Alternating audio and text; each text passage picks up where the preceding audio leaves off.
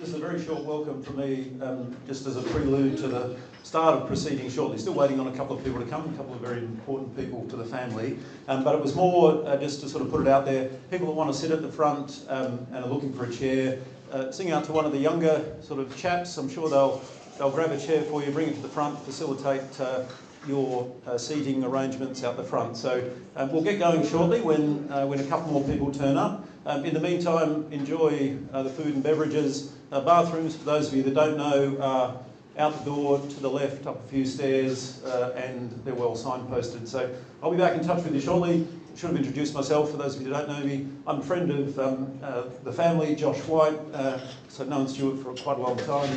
I'll be your MC. I'll be a fairly minimal character, but I'll try and keep the show somewhat to a program of sorts. So we'll see you shortly. But in the meantime, facilitate some food, beverages, bathroom break, and chairs if you need it. Thank you. Can I interrupt? Oh, of course I can. Oh, hello everyone. We're going to throw the floor open to stories, so if anyone wants to prepare their story, not yet, but just start mulling over it if you're up for it. Thanks. I'll just hold it for a second in case somebody else wants to interrupt as well. No? Okay, very good. See you shortly.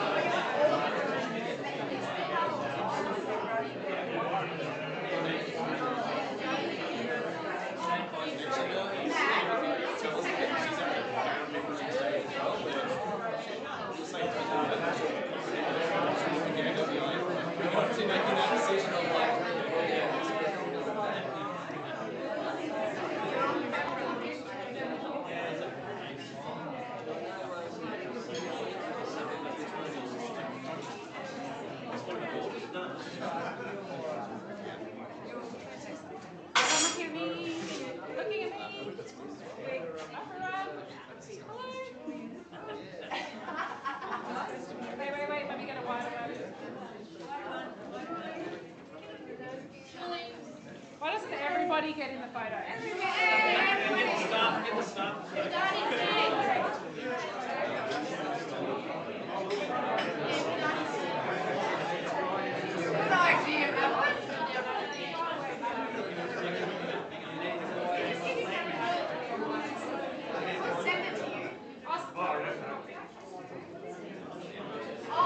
I'll text the photo to the heads of the family.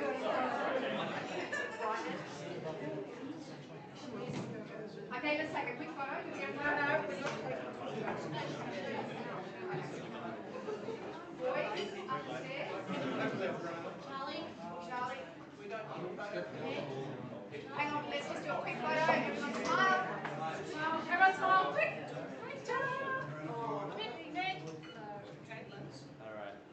That's it. That's it. Yay! We have to stop boys.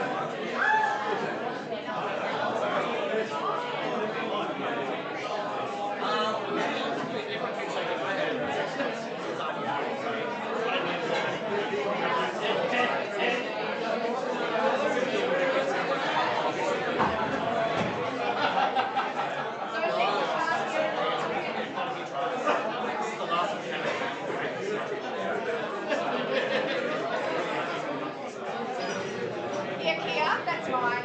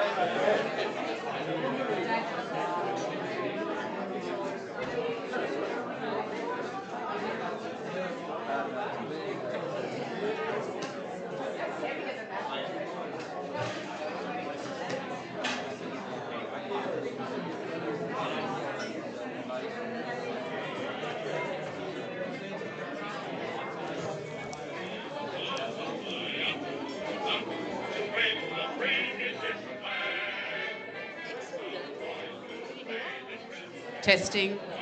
Striving for glory and fame, see the farmers fly up. The other teams they don't fear. They all try their best, but they can't get near as the farmers fly up. Is Coutts and such back? Oh, not yet. What am I supposed to do about it?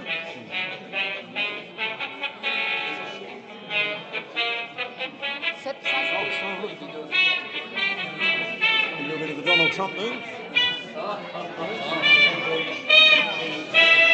That's better than said, but Amanda. Being at my moves, yeah, sorry. It's really limited width, so. To win the premiership flag.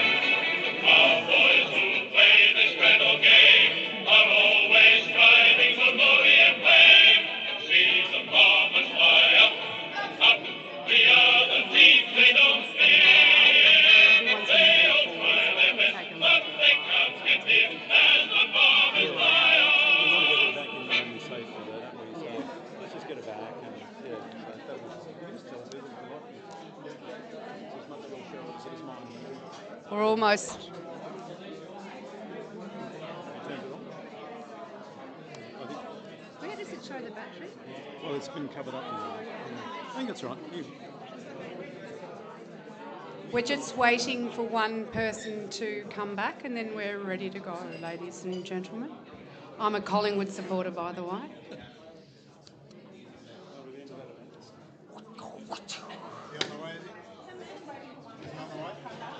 No, Pete's just coming back from the bathroom. I better not say that with the microphone on.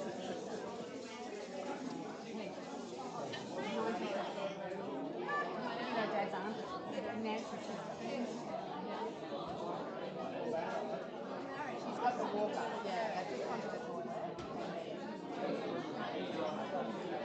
Jade might be lucky enough to just catch the but it is recorded. It'll be recorded, so try him down.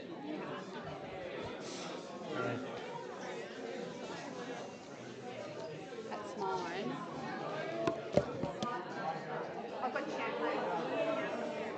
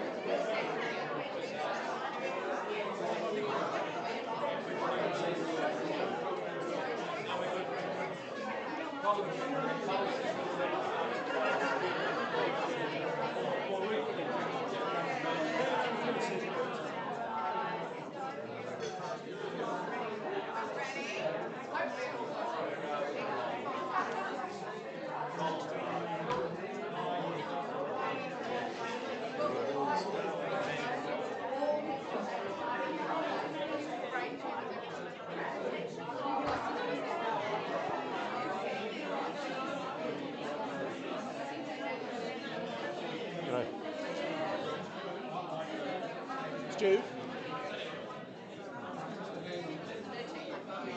Oh, I can't.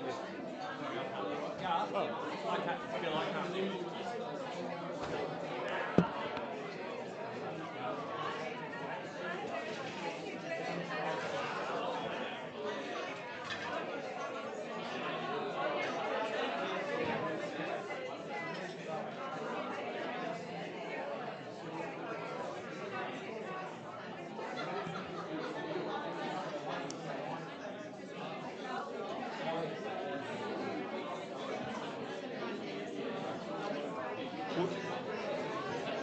Good morning again. Yeah. Can I have everyone's attention, please? Hello? Yep. Crowd's gone already. Hello. Can I have everyone's attention, please? We're just about to kick off, so if you wanted to sit down, now would be the time to find a seat. So just grab a seat, grab a drink, if whatever your tipple might be, and if you feel you need some sustenance throughout the service we have, come and grab something as well now, and we'll get going in a matter of moments.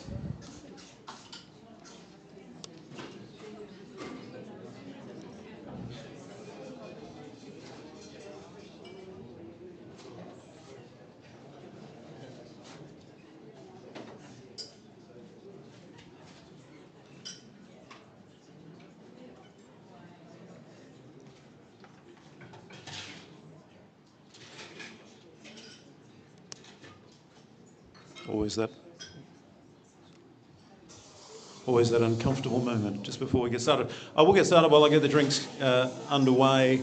Again, for those of you that don't remember me from the first time, so my name's Josh, a friend of the family, asked to sort of try and keep the show on the road as best one can when there's a Coutts involved, as you will appreciate.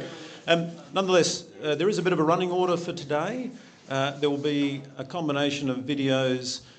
There's some people that want to speak, say a few words of in different constructs. There will be a freewheeling element as well when you'll have the opportunity.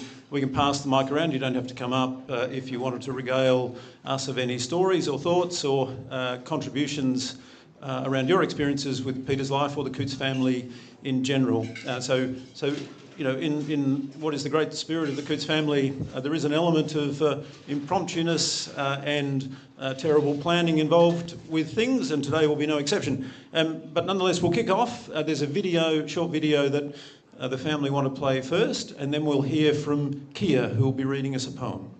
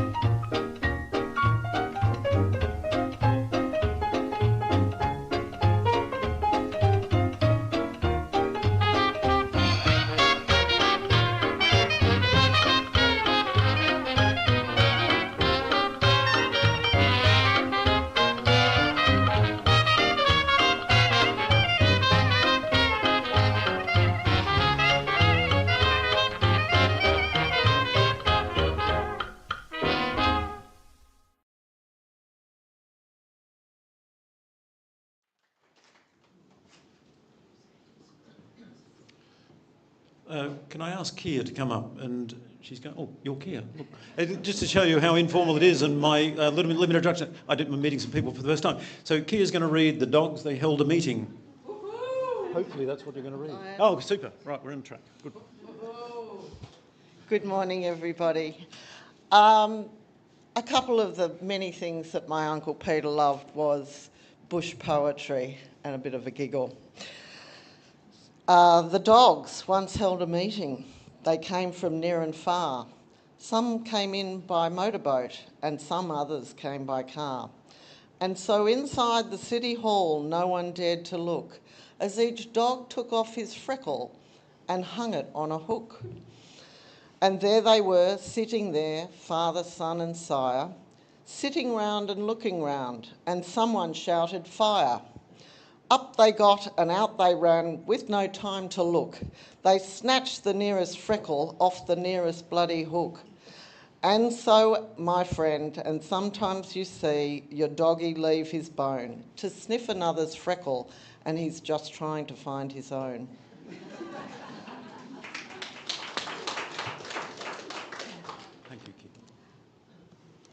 Thank you, Kia. Kathy has kindly agreed this morning, actually, to read the Celtic prayer. So welcome, Kathy. Thank you. I won't explain my level of relations to Peter, but I always think of him as a type of uncle and a great old mate. So thank you to the family for asking me to read to you a Celtic blessing on my phone without my glasses at the last minute. Deep peace of the running wave to you.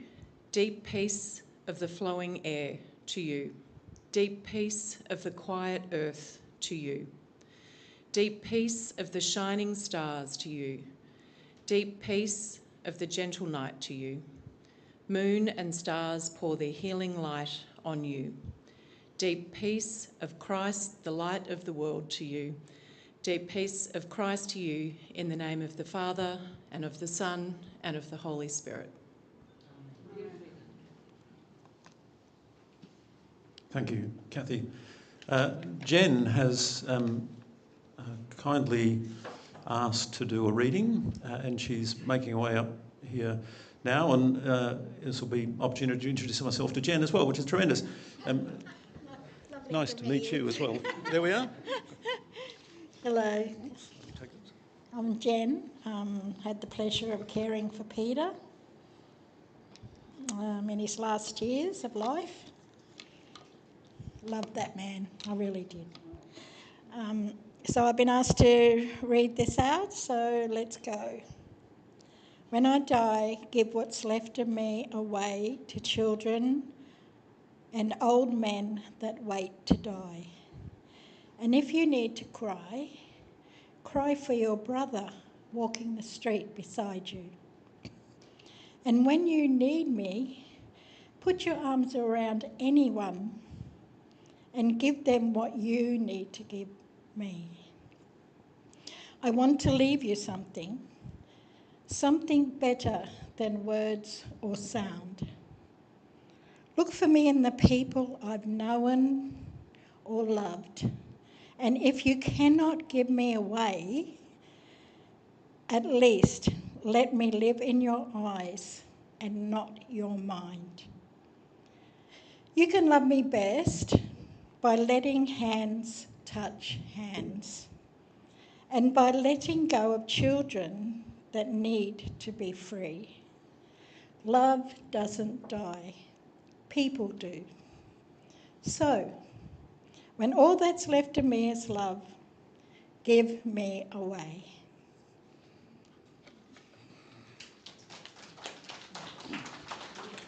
Thank you, Jen. I love these young people that can do things on their phones and have these readings on the phone. I'm an old-fashioned man myself. I like to read it down, but good on you, these young people. Tremendous. Kudos to you. Thank you for calling me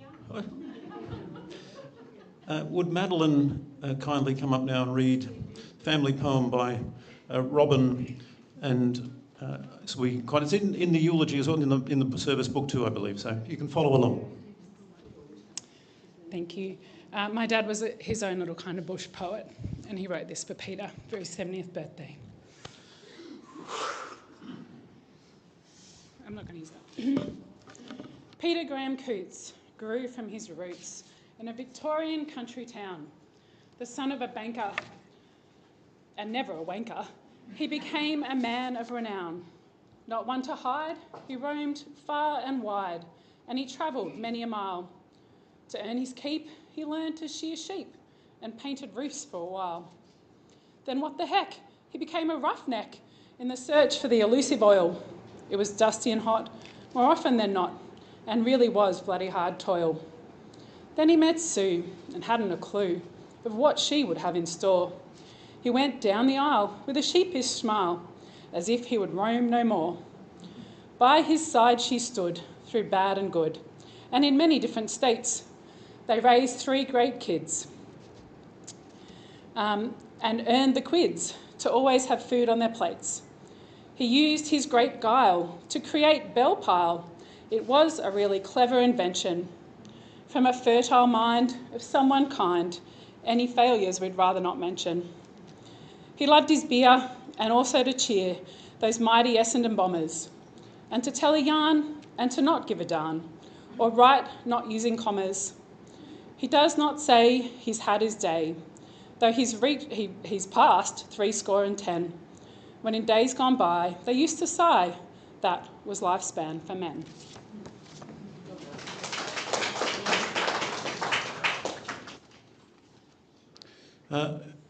Mel Anderson's going to do a personal reflection. Maybe, maybe not. Amanda's doing it for Mel. Of course. Yeah. That would make perfect sense, Amanda. There we are. Hi. Mel met Dad at boarding school when they were 8 years old, or maybe 5. Was it 5? Yeah, 5 years old. So 83. Mel, if you're watching, when you're watching, here you go. He sent me something to read out. He's better known to Mel as Yul Who. Well, you'll do that better than me. You'll who. Don't be a mug, mate. Yeah. Don't be a mug, mate. You rat. You rat. Yeah, there we go. So that's that they used to carry on like that, I think, since they were very young. So he's written something. He said, I would like to write a small documentary about the times we shared together and would appreciate you reading it out for me for those attending the ceremony, as follows. Peter Coutts and I were known to each other for a period of 82 years. We went to school together and formed a lasting friendship that involved many enjoyable moments, not the least being his integrity, honesty and sincerity during the entire course of his life. Tick, Dad. It involved teenagers at play, growing up, and those courting days when he married the lovely Sue, and many episodes with his children, not to mention the holidays that we both totally enjoyed. 2 families bonded. A number of visits to the Port Campbell enclave and many funny times. However, on a number of occasions we managed leave passes to enjoy a blokes-only outing for a few planned trips to various locations, including the Outback. In the past few years, my wife and I, that's Julie, annually visited my brother in an aged care facility at Surfers Paradise. The agenda included a trip up to Brisbane to see Pete and catch up with him, despite the numerous phone calls made every year to hear his voice. Unfortunately, in June this year, we were to visit him in hospital, completely unaware that this was the last time. To his children, Amanda, Stuart and Beetle, we extend our sympathies and can assure them that to have known their dad was a sheer pleasure. May he rest in peace. Mel and Julie Anderson. Thanks, Mel. Thank you, Amanda. Thanks, Mel. I'd ask Stuart to come forward. He's prepared a eulogy on behalf of the family. And then immediately post that, we'll have the opportunity for some personal reflections for those of you who want, so we can sort of have call it a roaming mic. People can say something about their experiences with Peter or the family as well, so just not putting you on notice, but just reminding, let's call it that. Stuart. Do I need a microphone?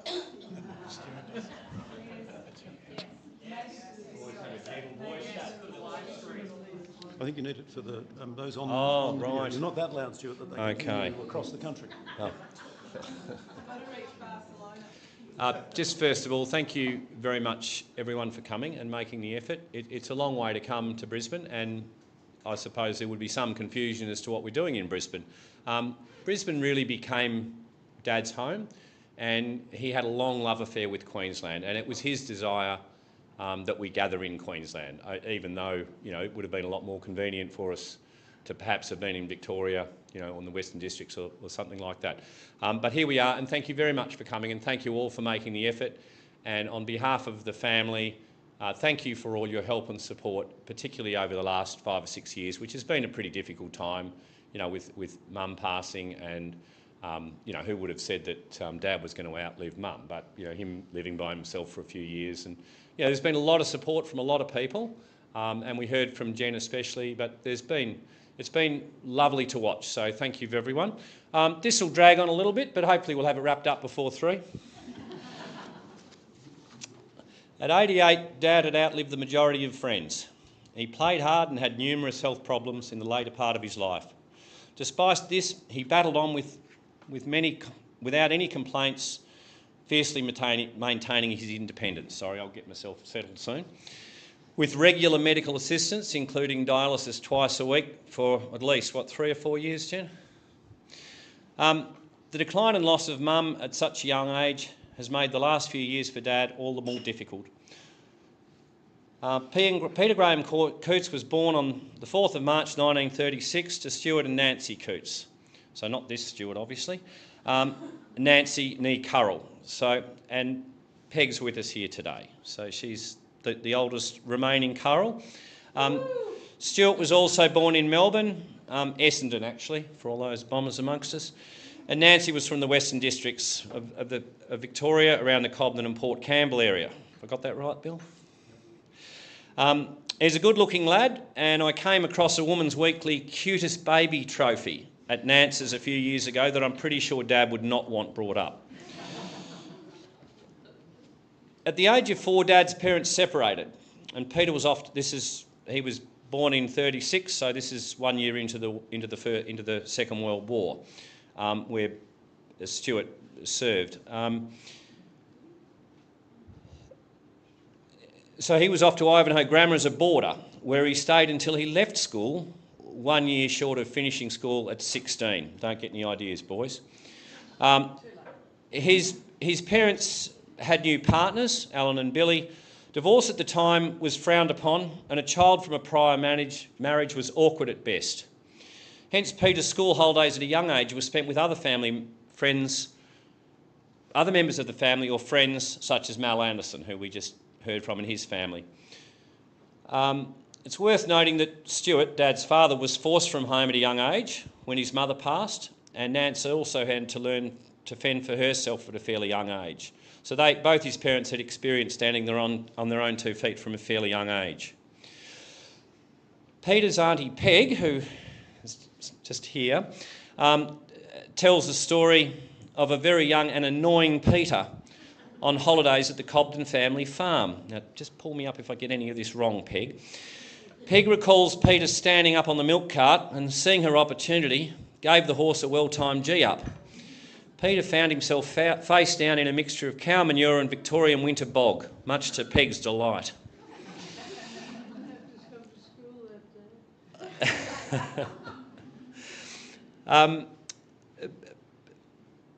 Where are we?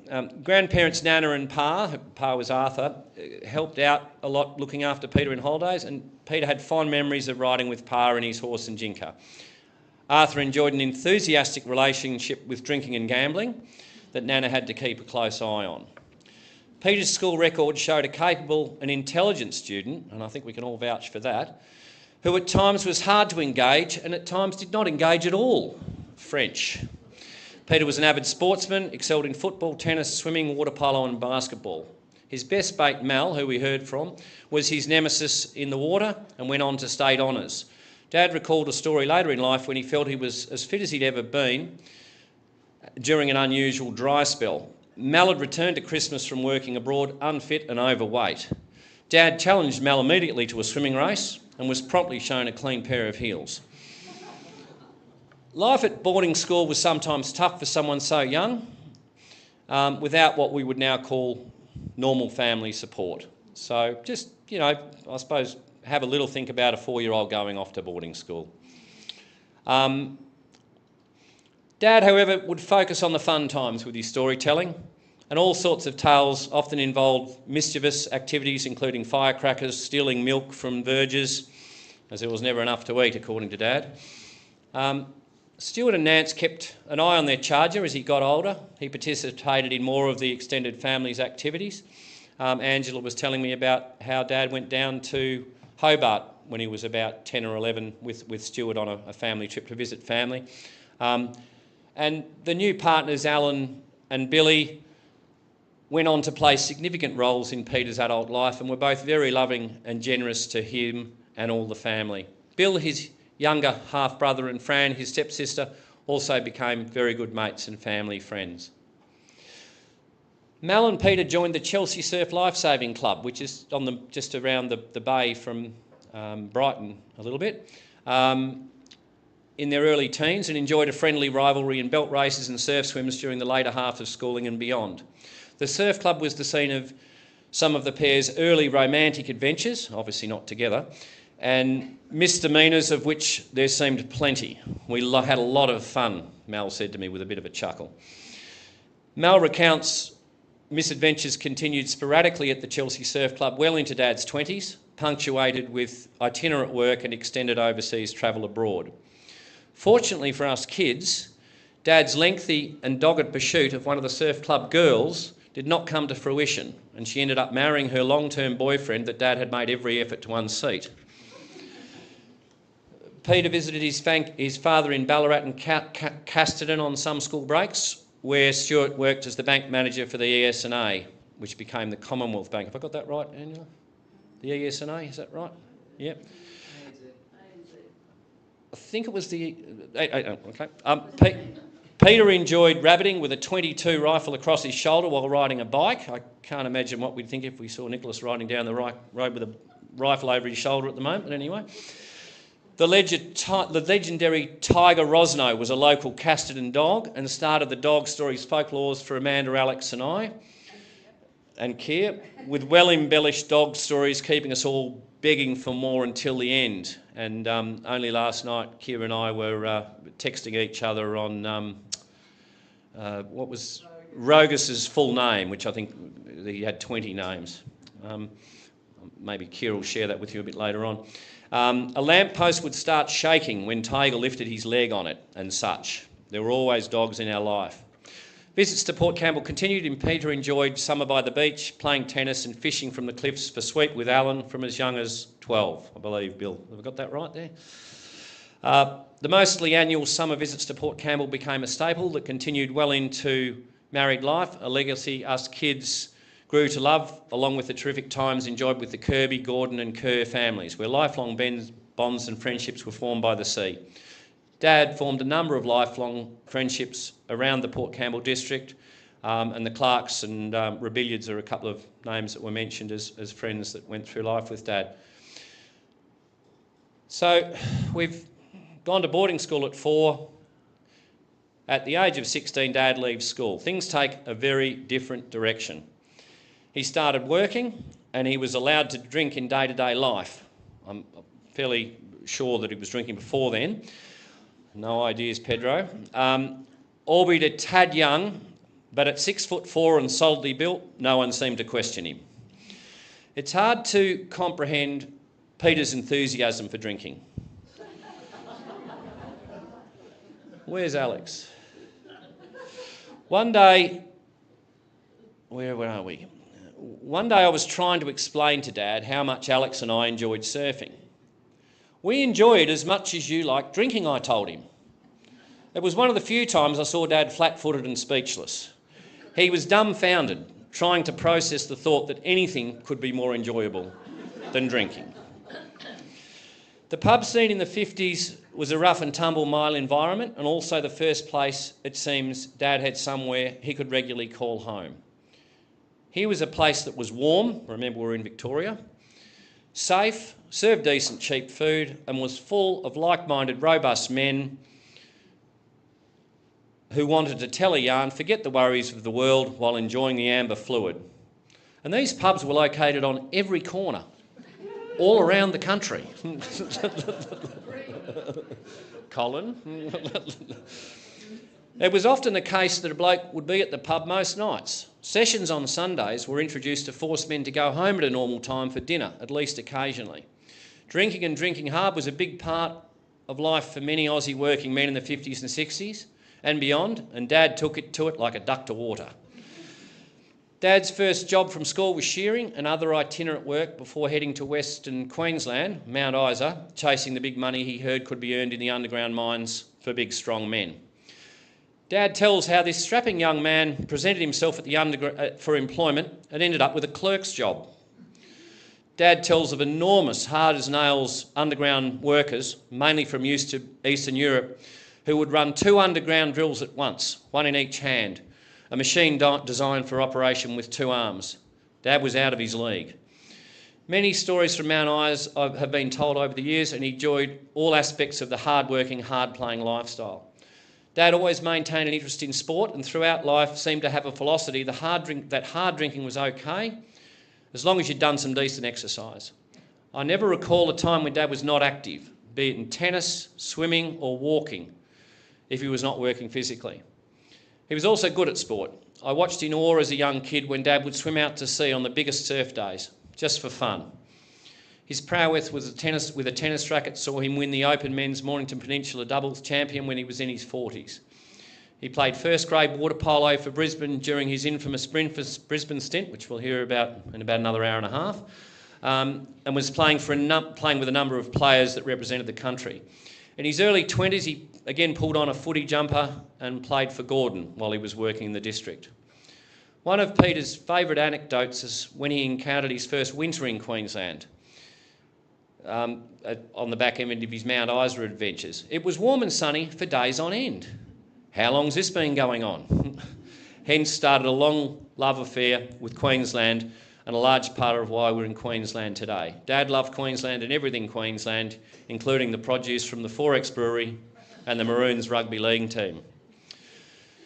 The time from Dad finishing school to when he was married is around 15 years.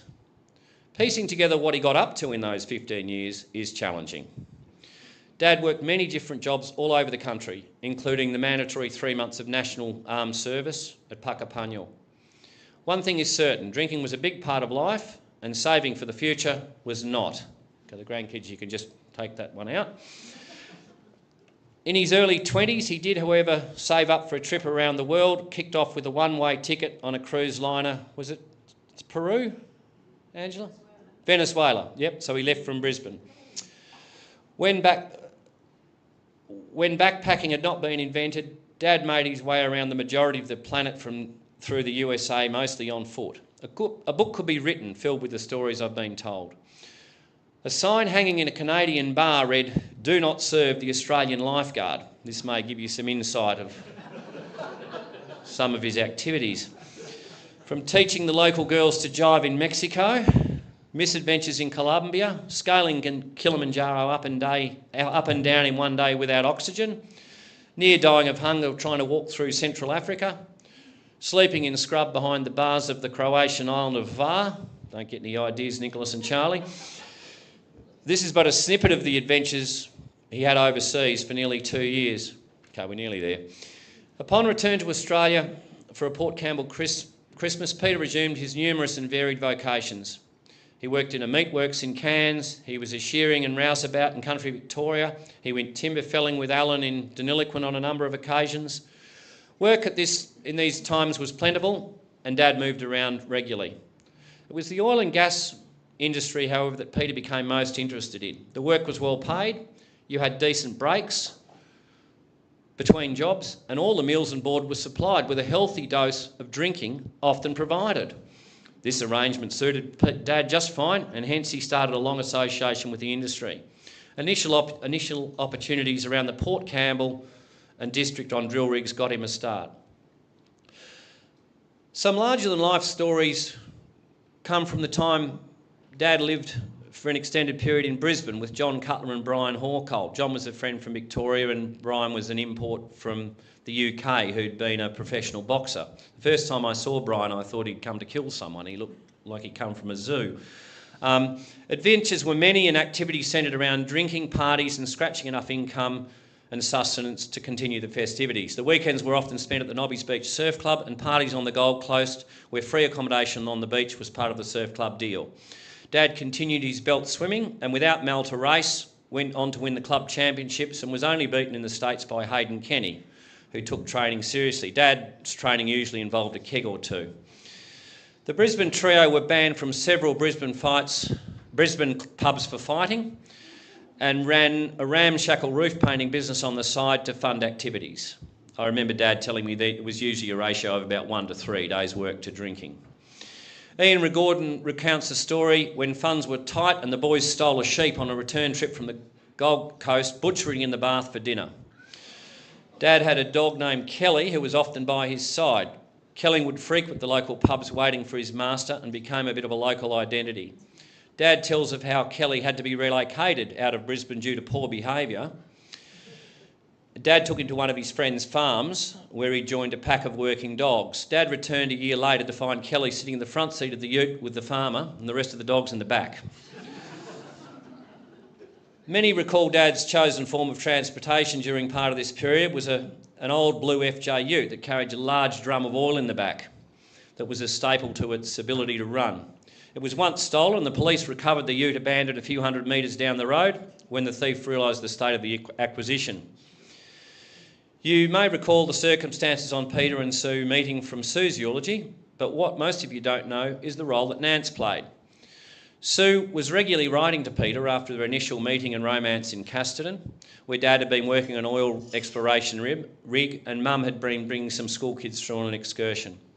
Dad had returned to work in Deniliquin with Alan, and Nance was pushing very hard for Peter to continue his romance with this lovely young lady with a view to getting Peter onto the straight and narrow. Remember, he's been wandering around having a good time for 15 years at this stage, not a year and a half. Dad was smitten with Mum, but the prospect of settling down needed a lot of encouragement. Your father adored your mother, is a comment that Judy Flanders made, and he really did, and us kids didn't see that really until later on, and he really loved Mum, and I mean he had a few faults as we all know, but we'll get to a bit about that. Nance persisted as only Nance could, and marriage followed despite Sue's mother Rita having some reservations about this character Pete, who had not much more than a beat up old car and the clothes he was in. Is that pretty right? Dad had upgraded the FJ ute to a dilapidated Ford Edsel. After waving the wedding guests off, Peter and Sue set off for their honeymoon via Melbourne. A large portion of the wedding party then overtook them on the way to Melbourne. After 15 years of living day to day, Dad's life now took a very different path with a wife and soon-to-be kids to provide for. The journey from here is a largely repeat of Mum's recent eulogy, of which most of you attended, so we won't fully revisit that. I will, however, add a few bits and pieces. You can correct me here, Keir, if I get this wrong. Not long after marriage, Ida Buttrose was trying to source a centrefold for her new Clio magazine. Ida was having a lot of trouble finding a bloke and asked Job if he would do it. Being a pretty well-presented male and having spent time with him around Peter and Fran's extended family. Sue flatly said no, as the plan was being hatched for a photo with Dad's manhood obscured behind a drilling rig mast. Dad pursued work associated with drilling in the oil and gas industry in Sydney with Planet as an operations manager, where he met Robin McQueen. A brief stint with mate Darby Munro at Romart, and Stephen's thankfully here today with us, who's been a great mate to Dad in the last few years. After Planet's demise, these are all exploration companies, so it doesn't always work out. Peter set up his own geotechnical investigation company based on the Mornington Peninsula, where homes were cheap. Well, they were back then. Nance and Alan assisted with the first family home. He did. Dad designed a drilling rig that was fairly simple and basic, that could be operated by one person and largely involved hard physical work. This was a two-man job he could now do by himself, a lucrative operation. Dad also innovated the introduction of lime injection in Victoria, where he would treat expansive clays around Victoria that were being used for housing estates with his own jerry-built gear. And Bill tells stories of a fairly dilapidated old ute and trailer with a mismatch of home-built equipment on the back. This operation required an offsider, and Brother Bill was sometimes called in to assist. New drinking partners were sourced, including the Fromholds and Jeff Evans, who would become one of his great mates and partners in crime, based initially out of the Dramana Hotel. I could tell you a lot of stories, but we need to move on. Many of us could recount a Jeff story. He also moved to Queensland, where the party rolled on at full steam. Uncle Dave had relocated to the Cerberus Naval Base with his great mate Skipper. Dave joined Dad in many misadventures, some of which involved partners and kids. I have vivid memories of the clean-up involving a near industrial scale operation moving empty King Browns the next day. Dad was always a proponent of good education. I hope you kids are listening. And worked hard to provide. All of us kids went to good private school. Dad was of high intellect and could easily have pursued a higher level of vocation. He always encouraged his grandkids to strive. We're nearly there. The call from Robin McQueen from the Planet Days in Sydney came about a new oil and gas venture in Queensland with Canadian company Coho, and Dad relocated to Queensland to a very lucrative job as the operations manager, involving a fair bit of travel.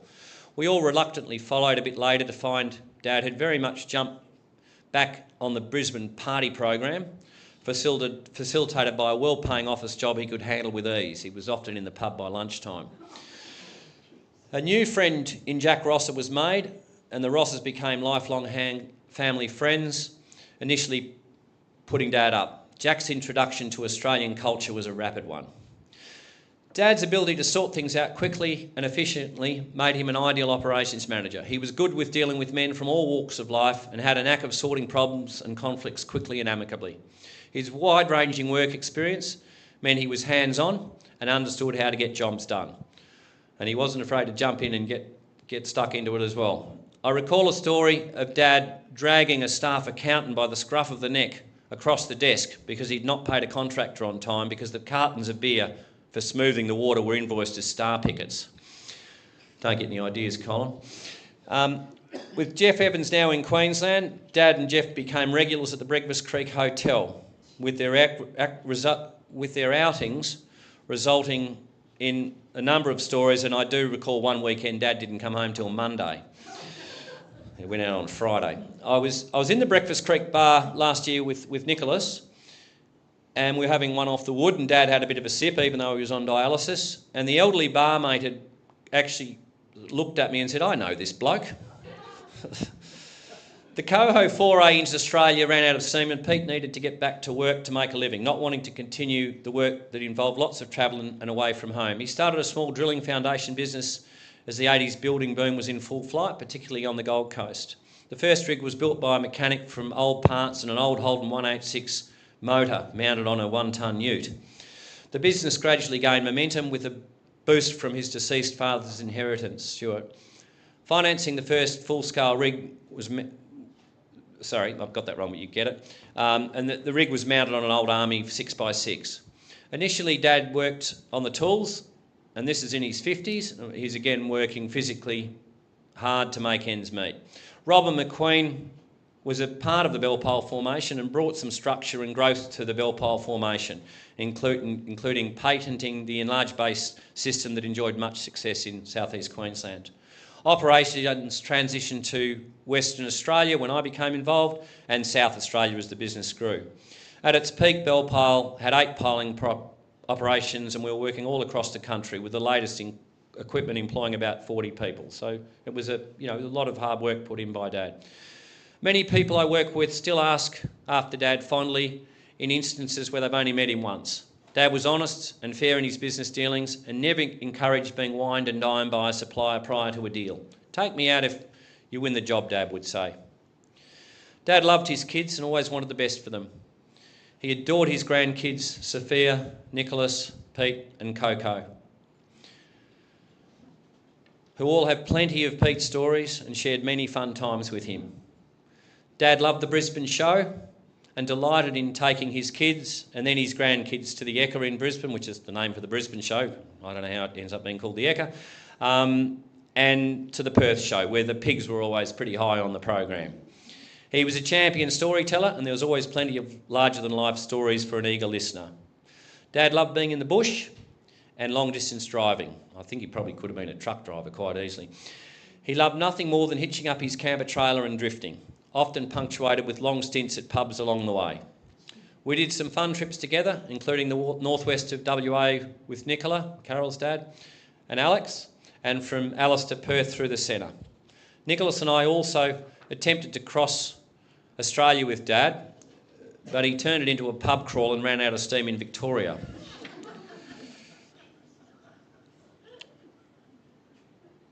Dad's lack of political correctness was legendary, and he would often become contrary just for entertainment.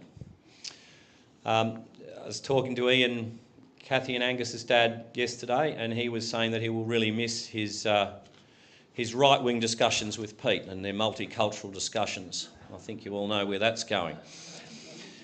Men loved... Oh, sorry, one more. I think Dad was down to 4.5 toes at the end. He was a type 2 diabetic and drank heavily, and that had its obvious consequences. Men loved Dad. You knew what you were getting, and in no instance did I ever see him back down if there was poor behaviour or bullying at play. Many a whom will sleep more soundly now Dad has passed. Only a few years ago, I left Dad on a train to Fremantle after a boozy lunch with a friend. And Dad, a very vocal, drug-affected hoon, was making a fair scene on the train on the way home. I suggested Dad get off the train with me and get a cab, as I suspected where things were heading. The next day, I asked Dad what had happened on the train, and he casually remarked that he'd had to drop the bloke a couple of times after he'd started harassing females. This is when he was in his 80s. A good mate commented that Dad's, this is the same chap that was at lunch with us, Andrew Haythorpe, that Dad's physical and moral fortitude was developed working in jobs and roles that don't exist anymore.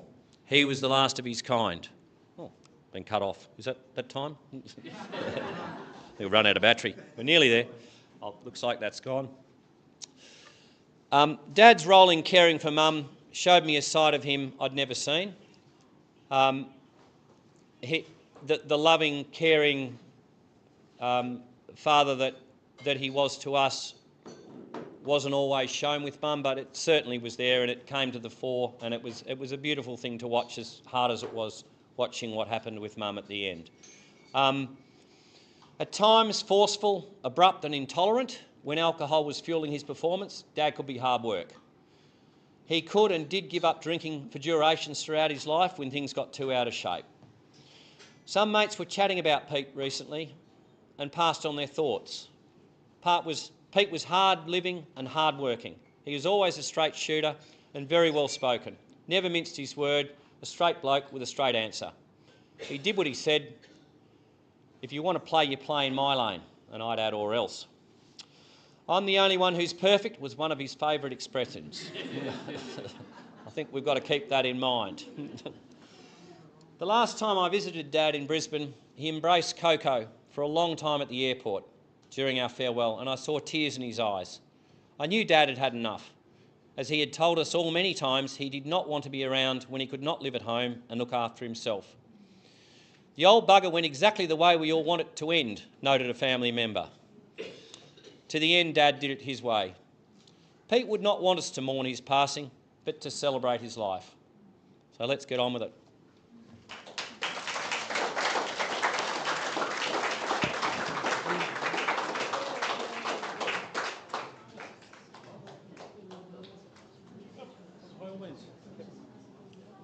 So we're going to render this thing null and void, or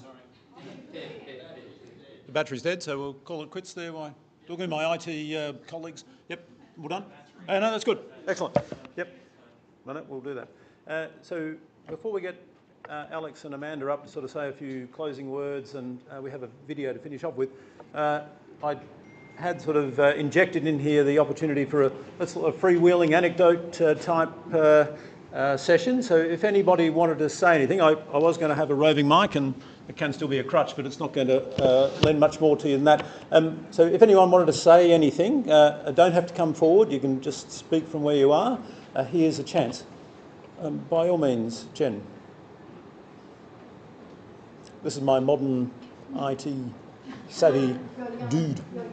Yeah, young one. That's it. Yep. Oh dear. Yeah, as I introduced before, I had the pleasure of being Sue and Peter's carer, and but what I'd like to say first is like Peter followed Essendon, and I followed the Lions, and it was just so wonderful to be able to find eventually someone who I could talk to about the footy, because none of my friends followed AFL and none of my family followed AFL. They all followed the rugby league, and it was so great. We had wonderful conversations after every weekend, and I know in my heart that he would have been so disappointed not seeing the Lions win the grand final this year, because he was pretty fair, and he gave praise where it was warranted, and I just wish he would have been able to see the Lions win. But so anyway, on my many working shifts and visits with Peter, I heard many stories of his life. He was a talker and I was a talker, and we used to talk over each other and have a good old chat. But he also spoke to me many times about Stuart and Carol and Amanda and Alex, and he was so proud of all you guys, and in so many different ways. And in his own way, he loved you all so very much. His face lit up when he spoke about all of his grandchildren, all of their achievements and milestones, from when they were first born to up until the day he passed. I saw a very proud grandpa. I've only ever heard Amanda call him grandpa. Through the many chats Peter and I had, I saw that Peter lived an adventurous life. He did just about everything he wanted to. He took lots of risks. He worked hard. He got hurt on occasions and had a great time. I also saw a self-made, self-reliant man. From his education to his career, from his skills with every kind of tool that could be fashioned, wood or metal or brick or cement. Peter loved to hear a joke, and we both shared many of them, including every imaginable kind. And he even threw a lot of blonde ones in there. His humour was never mean-spirited. Peter was responsible to the end, regardless of his health. Amanda.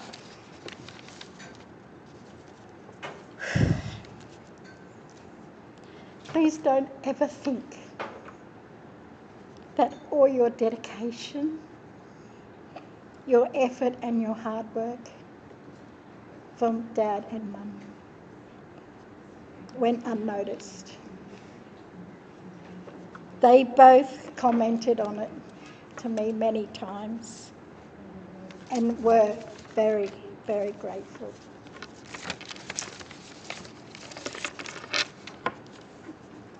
It's been such a pleasure for me to have worked with both Sue and Peter. As a worker, you're not to get attached, but I couldn't help it. I tried to stay professional as much as possible.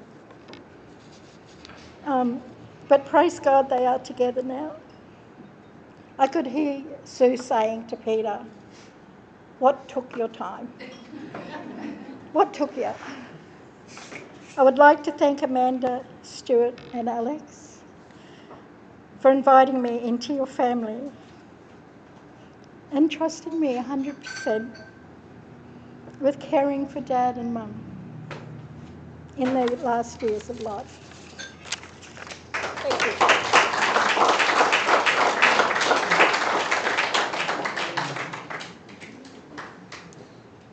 Is there anyone else that would like to say something?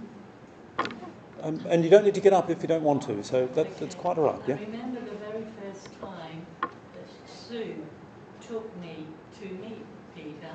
I'd known Sue quite a while, many, many, many years. And I just remember walking in up the back way, and as I stepped over the doorway, this low growl met me, and I said, oh dear, there's a dog around. But he just jumped straight out of his chair. I have never ever felt a more kind and gentle man. Gentleman is really how I would describe him. And I remember because I used to make him apple pies now and again, and he always appreciated them. And it's funny because the last few times that I've thought about him, I haven't made him a pie for ages, but I'm glad he enjoyed them when I did. Lovely, thank you. Anyone else would like to say something? I'll say half a dozen words. Peter and I were great mates because I was a close friend of Sue, and at the end, Peter and I working together for Sue. And but when Sue left, we'd chat on the phone occasionally. And I think the one thing that Queensland missed out on, or Australia, whatever, that we could have sorted out the government if anybody had.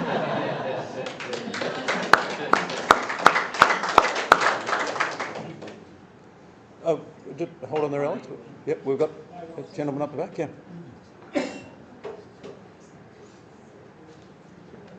Yeah, I'm Ross, and I went to school with Stuart, and we used to have some good parties at Stuart's house, and Peter and Sue were always very welcoming to us all, and they were great times as a young person. I was 14 or 15, and I remember the guys were tearing around the street in their motorised go-karts at 1 o'clock in the morning, and the police would come, and music was blaring, and people were crashing through bushes, and, like with the benefit of hindsight, it was...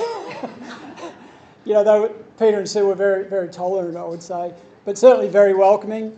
And it must have been about 2 o'clock in the morning on one occasion, and I think we were winding up. We were 15 years old, and we were sort of tired and done. Peter and his mate were just coming up the drive, and they had a carton of beer each and a bottle of rum, and they were just getting started. And I thought, oh, wow, that's this guy's pretty serious. He's outdoing us.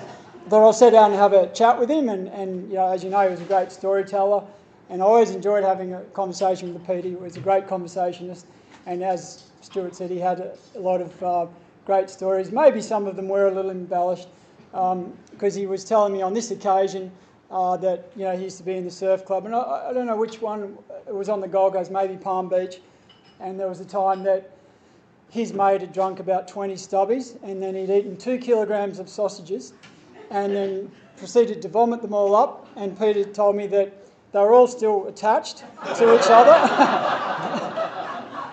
and not a tooth mark on them, he said. And I said, oh, come on, Pete, you're stretching it a bit. No, fair dinkum. I'm not exaggerating, he said.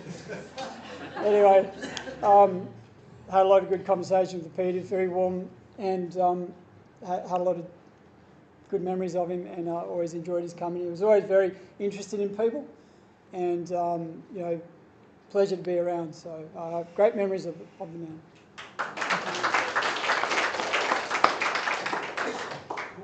Can I just, before things wrap up, I'm just going to ask everyone to get a glass we've poured some champagne and some beer. Can you guys please bring that around, or get it? It'll reveal itself a little bit later why we need the glass. But if everyone can just get a glass to charge a glass, whether it's tea or water or beer or champagne.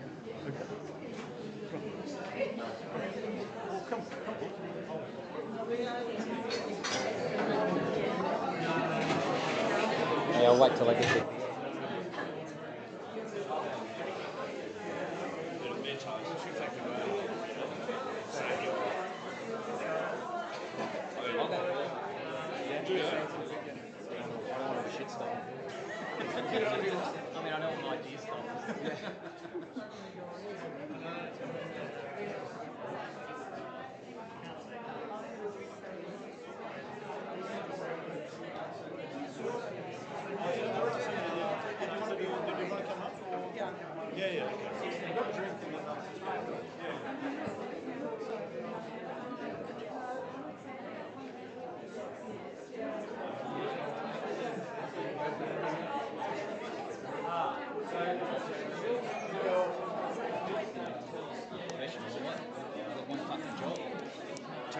Hello, hello, hello. No, it's just our charge. Check, check. I think that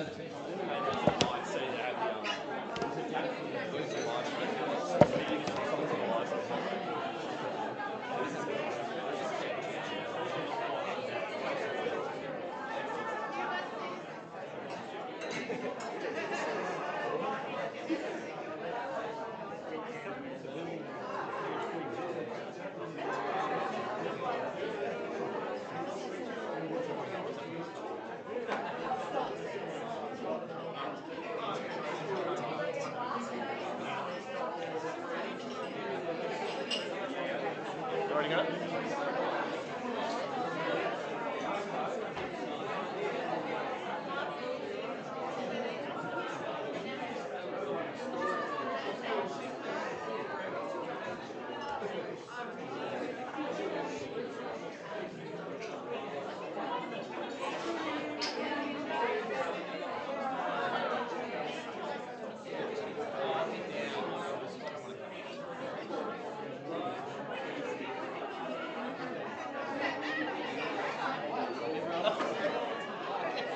Just gonna mess with this a little bit.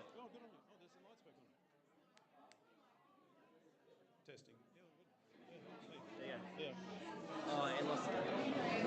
Testing. So it is working. Yeah, that's fine. The batteries might be just flashing on. Yeah. So we could be going a bit far. We'll push on, shall we? What do you think? I think you're fine. Yeah, we'll work it to the end. Yep. I don't know what happened with it, but. Well, the good news is I Microphone's back. well, I got my IT skills out and got the microphone working again. We'll push on in the interests of sort of keeping the momentum going. People can stand or resume their seats. So Alex wanted to say a few words, and then we've got another story or two, and then we'll close. Thank you. Hello, everyone. I'm the youngest of the three. Probably a little mistake after 6 years, but anyway, I'm pretty happy about it. I just like to think about Daddy's positive. Not a mistake. I am Sue's sister, and I can assure you, you were not a mistake. Not that I knew anything about their sex life. I want to talk about a special thing with Dad was his positivity. I think, and in the morning, one of the young blokes would say he'd sit in the room and see Dad come out in the morning singing. You know, he's probably had 2 hours sleep, you know, because he's had his legs been itching and all these things, but he always had a positive start to the day. And it's something I've inherited too, which is fantastic. And for everyone here, that's the best way, is to get out of the morning and be positive, you know. And plus, Dad had a really good voice, which a lot of people didn't know. He's a really good singer. He used to sing all sorts of... With Carol's actually going to sing one of the songs. He used to be walking around there. He'd spend half the day just walking around singing, you know, just sort of happy in himself, which luckily I've sort of got a half a good voice, and I find that doing it myself as well. And it's just self-entertaining and a positive thing, you know. So, and I got one story of Dad. We used to go over to Morton. Stuart just takes over to Morton Island surfing. I was really lucky. I was only in grade 7. I'd be going surfing with all these old blokes in the, you know. And Dad came over once and we had the fire starters. If you remember the white fire starters, the Kero starters in a little packet. And his dad come out in the morning and he's seen the packet, straight in his mouth, thought it was a lolly. It was just hilarious. One of the funniest things. But anyway, but that's what I just like to share is Dad's positive start to the day that we all saw as a family, and it's sort of it's a great thing to do that. So thank you anyway.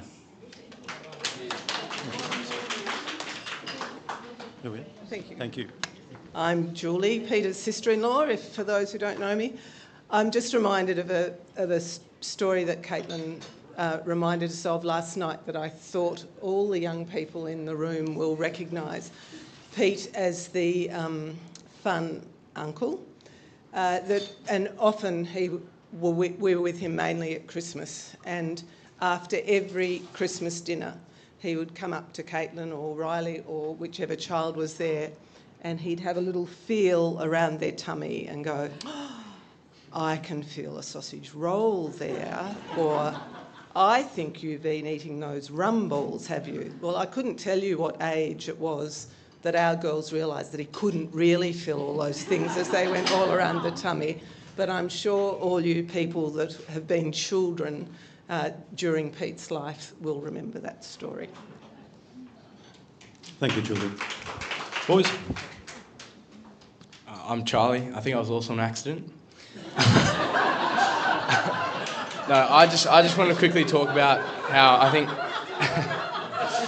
90% of my memories of Grandpa are him sitting in this chair and just telling stories, and I think will always be the greatest storyteller I've ever met in my life. Whether it's travelling or getting in bar fights or fights at the footy or fights, like you were saying, on a train. I just think the saddest part is that he had so many stories he never told that I'll never hear. Probably a lot of them shouldn't ever be heard, but yeah, I'm going to miss Grandpa for a long, long time. You were a mistake, Nicholas. Yeah. Following that, I'm sure all the grandkids can attest to Grandpa's lovingness and kindness he shared towards all of us. He really embraced all of us, and as we got older, he growed older with us and kind of developed and taught us how to be who we are, and yeah, that's about it. Well, I think as a parent, I think looking back, my children, there are always moments, boys, in life where as parents you think, yeah, that was a mistake. But nonetheless, good to have children around to, if nothing else, help you out with IT and also pass on, the traits and things that your parents, your grandparents and others bring to life and keep the world a better place. So Peter is one of those people, fair to say, that had a very good and very strong moral compass that I think we would all attest to as an attribute of his and an ongoing attribute to the Coutts family. We've got a couple of things left to go. So we've got a video to play and then Amanda will... No, hang on. Of course, there would be a late change. So Amanda will come and talk first, and then we'll have a video, and then Amanda will do something else. Surprise! Here we are. Dad died on the 20th of September, and for the Christians in the room, there's a book called Word for Today, and we read it every day because it's something that helps us focus on Bible verses and such. And a few days after Dad died, this is my word for today. The wise old adage goes, give a man a fish and you feed him for a day. Teach a man 2 fish and you feed him for a lifetime. Sometimes what people need more than your money is your wisdom. By taking the time to share with them the insights and wisdom you have learned through your life experiences, you're investing in their future. What a gift. But that means you must never stop learning.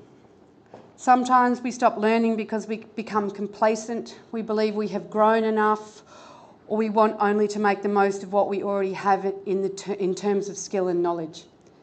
That's when we start to plateau and then decline. We lose our innovative spirit. We begin to think about being efficient instead of breaking new ground.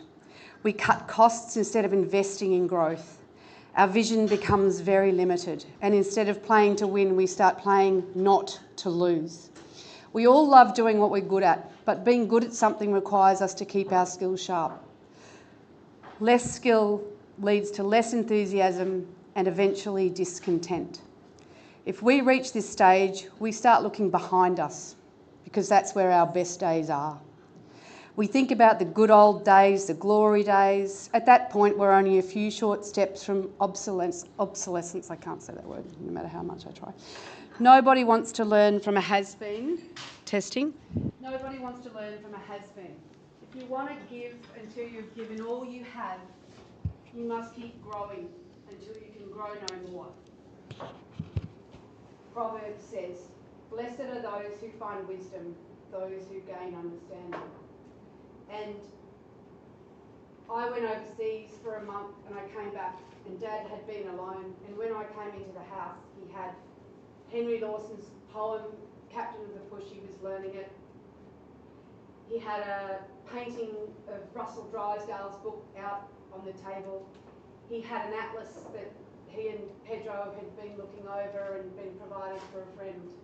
That's an 88-year-old man who never stopped growing and he never stopped sharing. And for us, as his children and his grandchildren and the people that have been in his life, to me that is his gift.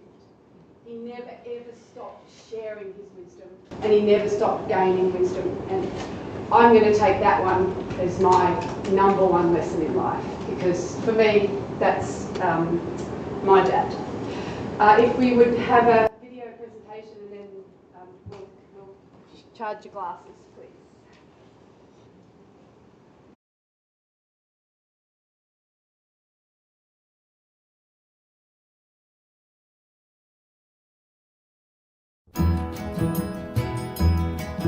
You can dance, every dance with the guy who gives you the eye, let him hold you tight.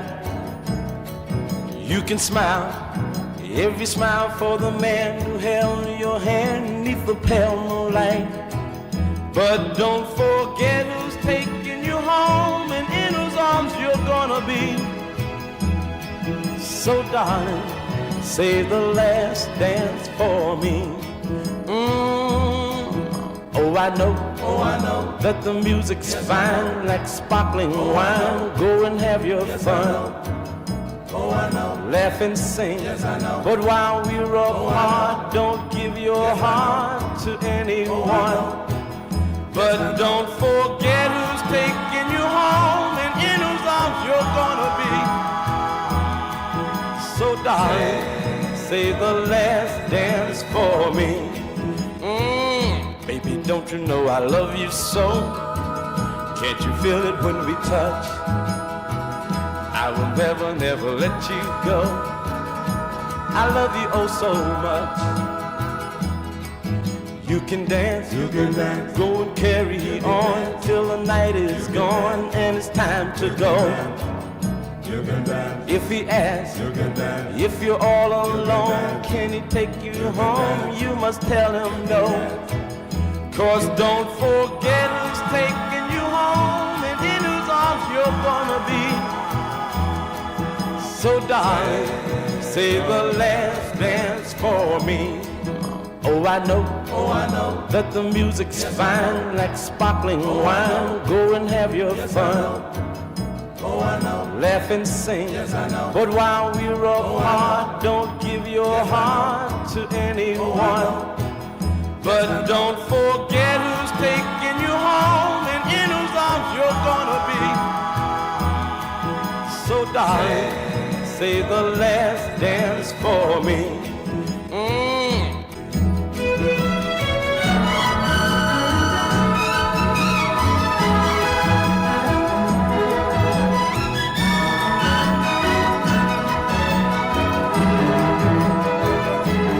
Don't forget who's taking you home and in whose arms you're gonna be.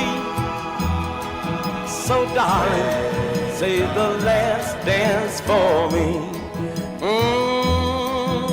Save the last dance for me. Save the last dance for me.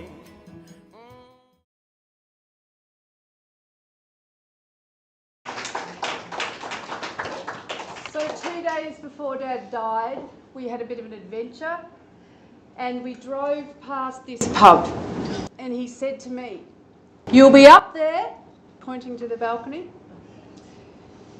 "and the photos will finish and someone will raise their glass and they will say, 'Pete was a good bloke. Come on everybody, Pete was a good bloke. And then you'll get on it,'" he said. Cheers.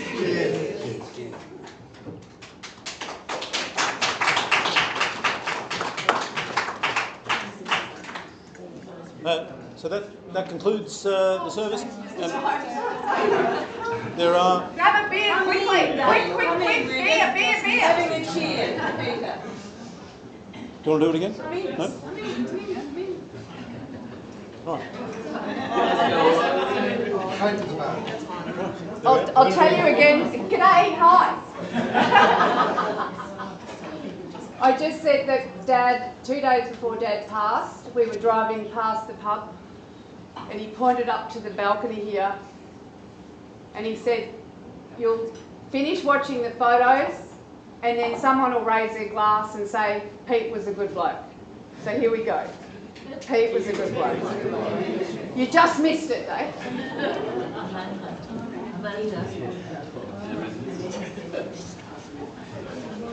So that does conclude the formalities. I don't think there's any more. There's some lovely photo albums up here for those who are not aware. Good sort of compendium of Peter's life, family life. So commend those to you, and otherwise enjoy. The bar stays open. I think you're very kind. Yep. Thank you. Thank you so much. Thank you so much.